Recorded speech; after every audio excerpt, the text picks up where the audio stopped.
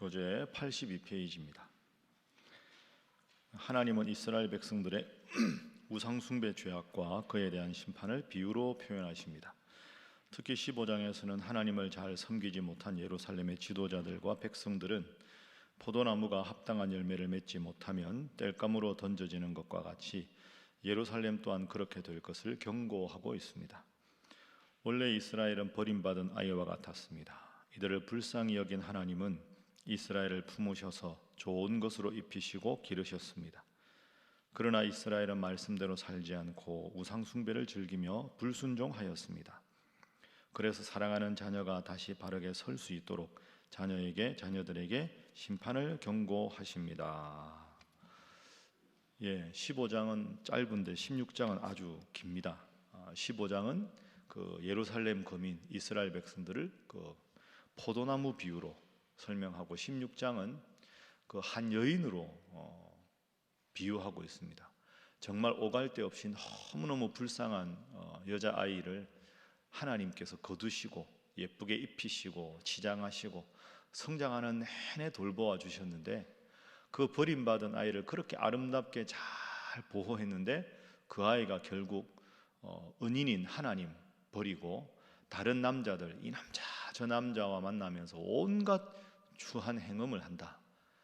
그러니까 비유적으로 말하면 하나님을 섬기라고 택한 이스라엘 백성들이 하나님을 섬기지 않고 온갖 우상을 섬기면서 하나님 앞에 영적인 간음을 행하는 것을 하나님께서 참 안타까워하시는 그런 내용이 16장의 내용입니다. 자, 먼저 15장 2절 말씀 한번 보지요. 자, 15장 2절 함께 읽습니다. 시작. 인자야, 포도나무가 모든 나무보다 나은 것이 무엇이랴? 숲속의 여러 나무 가운데 있는 그 포도나무 가지가 나은 것이 무엇이랴? 아멘. 포도나무가 이스라엘의 제일 대표적인 포도가 과일입니다. 포도, 무화과 이런 거죠. 근데 포도나무는 포도 열매를 맺는 게 제일 중요합니다. 근데 포도 열매를 맺지 못하는 포도는 나무가 무슨 의미가 있을까요? 의미가 없습니다. 그 뭐 땔감으로 쓸 수도 없고, 뭐 이렇게 딱 god아서 뭐 목재로도 쓸 수 없고 가구 재료로도 쓸 수 없습니다. 2절에 포도나무가 모든 나무보다 나은 게 뭐냐? 포도나무 가지가 나은 게 뭐냐? 포도나무 가지가 크지도 않고 굽어 있고 쓸 데가 하나도 없는 겁니다. 그렇죠? 그러니까 포도나무가 열매를 맺는 것도 사실은 포도나무가 자란 게 아닙니다. 하나님이 때에 맞춰서 비를 주시고 햇볕을 주시고 다 주셔야 포도나무가 열매를 맺는 거죠. 그런데 열매 맺지 못한 포도나무, 아무짝에도 쓸 게 없다. 그건 땔감으로도 부족하고 아무것도 쓸 게 없다. 그러니까 하나님께서 이스라엘 백성들을 선택하신 이유는 하나님을 바라보고 살라고, 하나님 은혜로야 포도나무가 열매를 맺어지는 것인데, 열매 맺지 못하고 하나님을 떠난 이스라엘 백성은 아무짝에도 쓸모없는 존재에 불과하다. 그걸 이제 15장에서 그리고 16장에서 말씀하시는 거죠. 그래서 오늘 15장 전체 교훈, 첫 번째 교훈은 이것입니다. 나의 나됨은 오직 하나님의 은혜다 하는 것입니다. 나의 나됨은 오직 하나님의 은혜다. 이스라엘 백성이 뭐 잘해서 하나님의 백성이 안 된 것 아닌 겁니다. 그죠? 여러분, 이스라엘이라는 나라를 한번 생각해 보십시오. 온갖 열방에 쌓여 있습니다. 16장에 보십시오. 16장에 보면 3절 이르기를 주 여호와께서 예루살렘에 관하여 이같이 말씀하시되 내 근본과 난 땅은 가나안이요 내 아버지는 아모리 사람이요 내 어머니는 헷 사람이라. 내가 태어난 것을 말하건대 내가 날 때 내 배꼽줄을 자르지 아니하였고 너를 물로 씻어 정결하게 하지 아니하였고 내게 소금을 뿌리지 아니하였고 너를 강보도 싸지 아니하였고 아무도 너를 돌보아 이 중에 한 가지라도 내게 행하여 너를 불쌍히 여긴 자가 없었다. 그래서 내가 나던 날에 내 몸이 천하게 여겨져 내가 들에 버려졌다. 그러니까 열매 맺지 못하는 포도나무처럼 완전히 쓸모없는 존재를 하나님께서 택하셨다. 그러니까 핵심은 15장 16장에 이스라엘이 하나님의 백성이 될 만한 아무런 자격 조건도 있었다 없었다? 없었다. 하나님께서 택하셔서 선민으로 삼으시고 하나님께서 택하셔서 보호하신 것이다. 그러니까 그 당시 남유다 백성만이 아니라 오늘 우리도 마찬가지입니다. 아, 하나님의 은혜로 이 쓸데없는 자 왜 구속하여 주는지 난 알 수 없도다. 오늘도 내가 나 된 것은 하나님의 은혜다. 내가 잘한 게 아니라 하나님의 일방적인 은혜로 내가 오늘 하루도 그리고 하나님을 믿는 자로 선택받았다. 이 은혜의 고백이 평생의 고백이 되시기를 주님 이름으로 축복합니다. 자, 그래서 오늘 두 번째 기도 제목은 평생 그 은혜를 잊지 말게 하소서 하는 것입니다. 평생 그 은혜를 잊지 말게 하소서.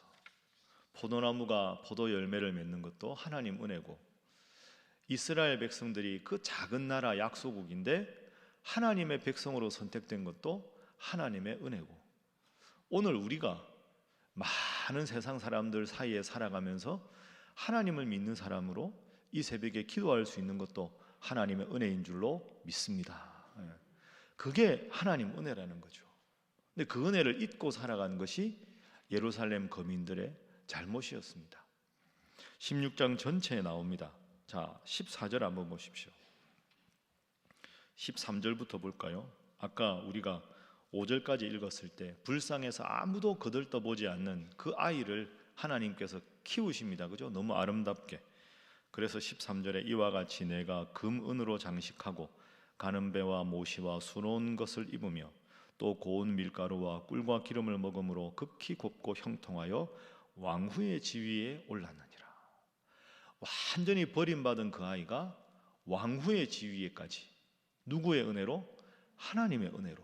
그래서 이스라엘을 높이 들어주시고 다윗과 솔로몬 시대 영광도 주시고 온갖 좋은 걸 다 주셨는데, 그러면 늘 생각하기를, 야, 나같이 버림받은 쓸모없는 자가 이렇게 높은 귀족의 반열에 오른 것은 하나님의 은혜다. 이 고백을 가지고 살아야 되는데 예루살렘 거민들이 어떻게 했을까요?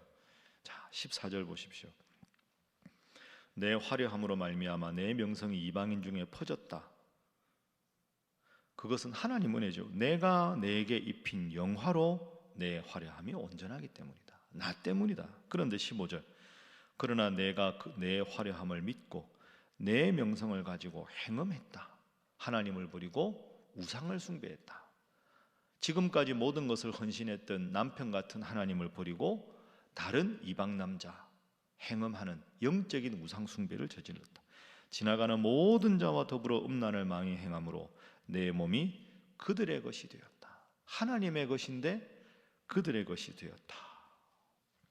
곳곳에 하나님께서 이에 대한 안타까움이 있습니다. 25절, 내가 높은 데를 모든 길 위에 쌓고 내 아름다움을 가증하게 하여 모든 지나가는 자에게 다리를 벌려 심히 음행하고 하체가 큰 내 이웃나라 예굽 사람과도 음행하되 심히 음란히 하여 내 진노를 샀도다. 하나님이 가장 싫어하시는 게 우상 숭배입니다. 넓은 의미의 우상 숭배는 다른 신을 섬기는 것만이 아니라 하나님이 1등이 아니라 다른 것을 1등으로 섬기는 게 우상 숭배다, 이렇게 말씀드렸죠. 그럼 여러분 이 생각을 한번 해보십시오. 왜 사람들이 우상 숭배할까요? 오늘 본문의 해답에 의하면 하나님을 버리고 우상 숭배하는 이유는 은혜를 잊어버렸기 때문입니다. 내가 나 된 것은 하나님 은혜인데, 하나님이 다 해주셨는데 이제는 살만하니까, 이제는 내가 좀 지식이 많아졌다고, 내 경험이 많아졌다고, 지금까지 모든 것을 베풀어 주신 하나님의 은혜를 딱 단절시켜버리고 지금부터는 내 이름을 내고 내 명성을 내고 내가 내 화려함을 자랑하고, 은혜를 잃어버리면 우상 숭배에 빠진다. 여러분 깊이 생각하십시오. 주일날 예배당에 온다고 우상 숭배 안 하는 게 아닙니다. 예배당에 오는 것보다, 하나님 믿는 것보다 내 자존심이 더 중요하면, 내 인생의 목표를 이루는 게 더 중요하면 그것도 다 우상 숭배입니다. 오늘도 우리가 일어나서 이 자리에 온 것도 하나님 은혜고, 내가 그래도 하나님 말씀을 귀로 들을 수 있는 것도 하나님 은혜고, 아직 내 눈이 건강해서 읽을 수 있는 것도 하나님 은혜고, 오늘 하루 내가 할 일이 있는 것도 하나님 은혜인 줄로 믿습니다. 그것을 평생 기억하고 살아가라. 이게 16장 전체의 교훈입니다.